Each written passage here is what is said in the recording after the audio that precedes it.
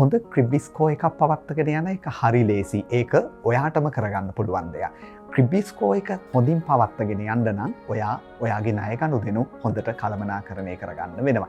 හැමතිස්සෙම වෙලාවට තමන්ගේ ණය ගනුදෙනු පියවන්න පුරුදු වෙන්න. ඒක හොඳ පුරුද්දක්. ඒ වගේම කවදාවත් අනුන් වෙනුවෙන් තමන් ණය ගන්න එපා.